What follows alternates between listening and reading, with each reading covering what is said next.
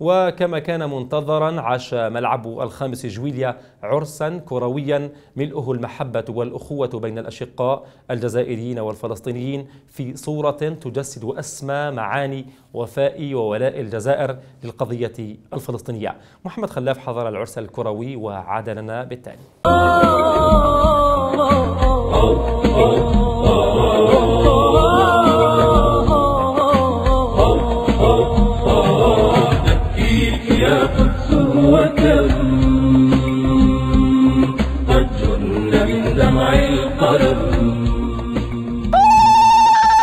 وتعالت زغاريد النساء وصيحات الجماهير بحروف ندوب حبا في أرضك يا فلسطين، فامتزجت مشاعر النخوة باستقبال الضيف والشوق لتحرير القدس في بلد الشهداء الأبرار، وتجسدت مقولة أنا جزائري ولهجتي فلسطينية، أنا ابن القدس العتية والجزائر الأبية.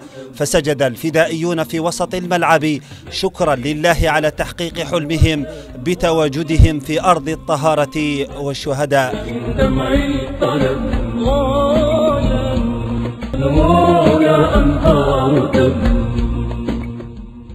هكذا كانت الأجواء بمناسبة ودية أولمبيي ومحاربي الصحراء بفدائي فلسطين.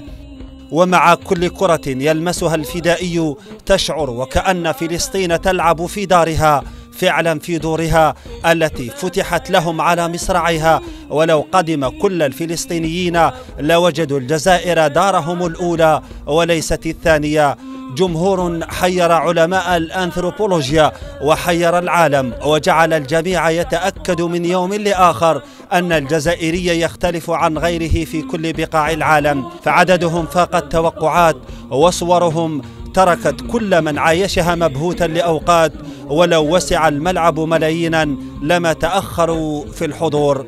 فيكفي فقط ولأول مرة في التاريخ أن جمهور البلد المستضيف يشجع الضيف ومن البداية إلى النهاية في صور تجسد أسمى معاني الانتماء والولاء للقضية الفلسطينية. الفريق الجزائري بلا جمهور، والجماهير كانت اليوم هي جماهير فلسطينية، وهذا غير موجود بقاموس الرياضة العالمية أن تشاهد فريق موطن يشجع فريق آخر. وانتهت المباراة بهدف وحيد لأولمبي فلسطين وبدعوات وأمان الفدائيين بأن يلعبوا ضد الجزائر وضد أبنائها الأبرار في أرض الشهداء أرض فلسطين.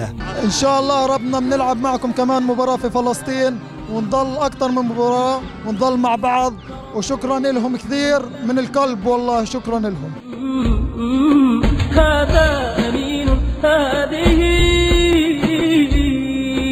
صرخات طفل لم تتم